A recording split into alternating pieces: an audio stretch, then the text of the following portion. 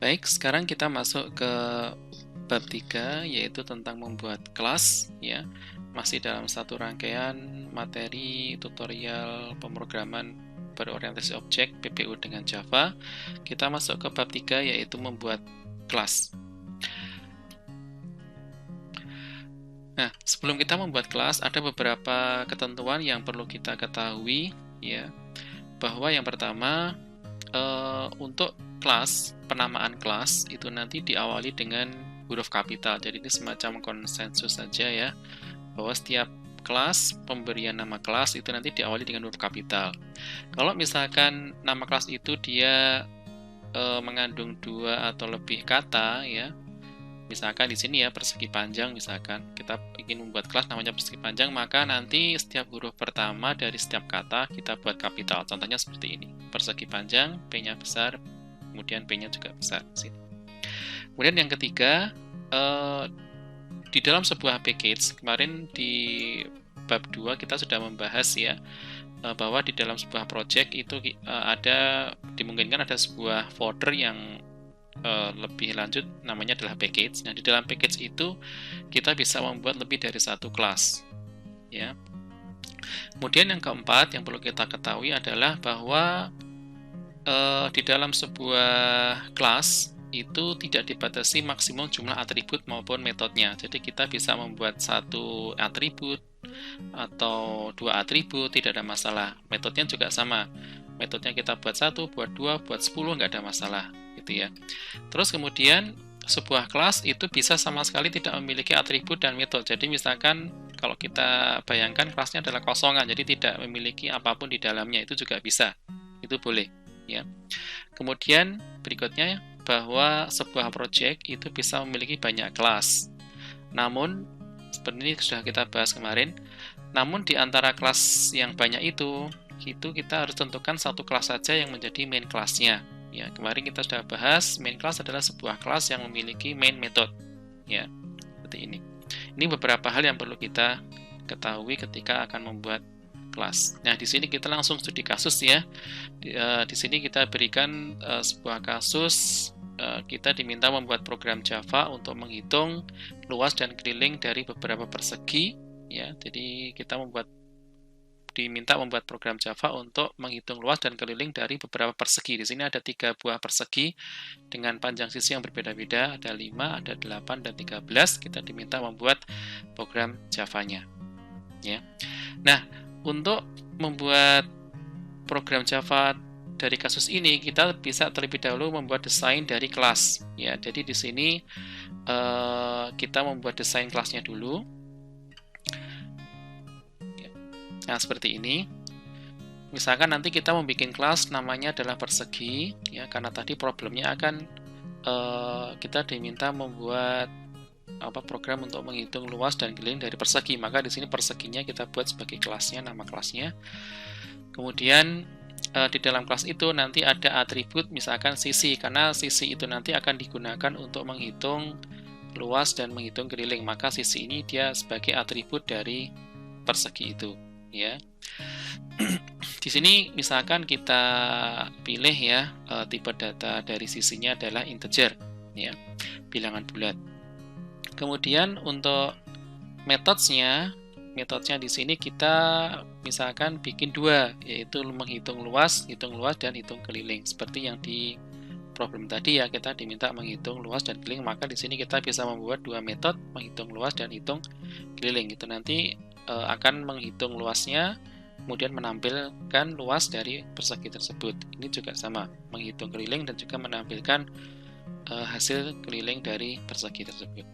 Ya, ini desain kelasnya. Sekarang kita coba mempraktekkan di NetBeans.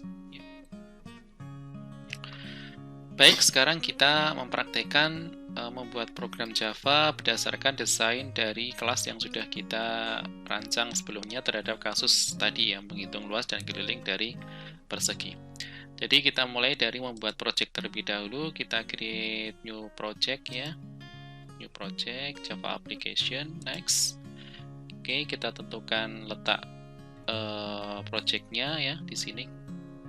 Misalkan di D My Java Projects, kita beri nama projectnya misalkan project bangun datar misalkan ya 01, misalkan seperti ini. Kemudian di sini kita menentukan, kita beri tanda centang atau tanda cek di create main class. Jadi nanti secara otomatis NetBeans akan membuatkan main class dari project ini ya. Oke, kita buat projectnya, kita klik finish.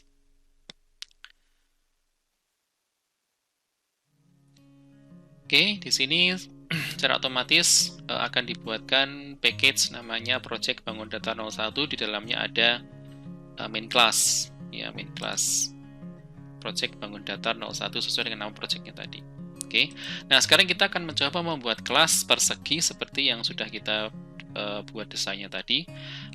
Kita akan letakkan kelas persegi itu di dalam package yang sama dengan main class-nya. Misalkan di sini ya, kita buat di dalam package project bangun datar 01. Caranya adalah kita klik kanan pada nama package-nya, kita pilih new, kemudian pilih Java class karena kita akan membuat kelas baru ya.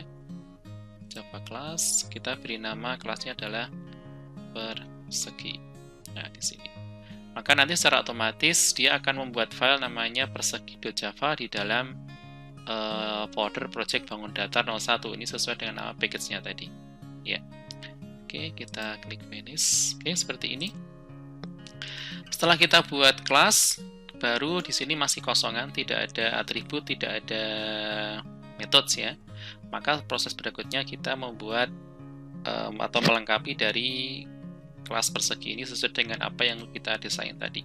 Pertama kita membuat atributnya terlebih dahulu. Di sini kita beri komentar ya. Membuat atribut seperti ini. Tadi kita buat atributnya adalah CC, maka di sini kita tentukan tipe datanya dulu. Tadi CC adalah integer ya, maka di sini kita buat integer CC seperti ini. Oke, kita buat satu atribut saja yaitu CC. Dan berikutnya kita membuat methods-nya. Jadi ada dua methods ya. Oke, void, kemudian hitung. Tadi kita buat dua metode ya, hitung keliling dan hitung luas. Oke. Hitung luasnya. Oke, seperti ini. Ya. Di sini kita mencoba membuat variabel ya, namanya adalah luas ya, yang digunakan untuk menyimpan nilai hasil dari perhitungan luasnya. Luas sama dengan luas persegi adalah sisi kali sisi. Nah, di sini kita mengalihkan sisi, di sini kan dia berasal dari atributnya, maka di sini untuk cara untuk mengakses nilai dari atribut di sini kita pakai this. Ya, this sisi kali this sisi. Ya, seperti ini. Ya, jadi sekali lagi this sisi ini adalah perintah untuk mengakses atau mengambil nilai dari atribut sisi yang dari kelas ini sendiri, dari kelas persegi. Maka di sini ada kata-kata this, ya, dia merujuk ke kelas ini sendiri. Ya. Kemudian kita buat kita tampilkan ya, kita tampilkan luasnya. Kita pakai sistem out println. Luas persegi adalah luas satuan luas seperti ini. Oke. Hal yang sama kita buat untuk metode hitung keliling. Hitung keliling. Oh iya, di sini untuk penulisan nama metode ya dan penulisan nama atribut ini kita buat konsensus saja ya, bahwa untuk setiap metode dan setiap atribut kita awali dengan huruf kecil ya, huruf kecil seperti ini. Oke. Kalau nama kelas tadi kan dia diawali dengan huruf besar, tapi kalau untuk nama atribut, nama metode kita awali dengan huruf kecil. Kemudian kalau dia entah nama metode atau entah nama atribut dia terdiri dari lebih dari satu kata, maka nanti untuk kata yang kedua dan seterusnya itu kita awali dengan huruf kapital seperti ini ya. Oke, kemudian di sini kita sama ya, kita bikin variabel keliling. Oke, keliling sama dengan ruas keliling adalah 4 kali sisi, panjang sisi. Oke, kemudian kita tampilkan sistem out println keliling persegi adalah keliling, satuannya adalah satuan panjang, seperti ini.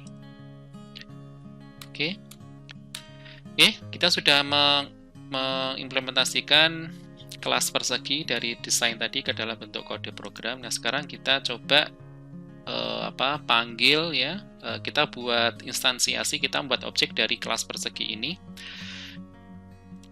Ya, kita kembali ke main kelasnya ya di sini. Nah, kita tadi kita diminta membuat program untuk menghitung beberapa peluas dari beberapa persegi ya.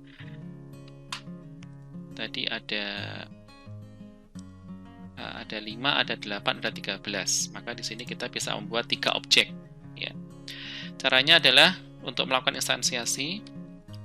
Ini instansiasi ya, atau proses membuat objek.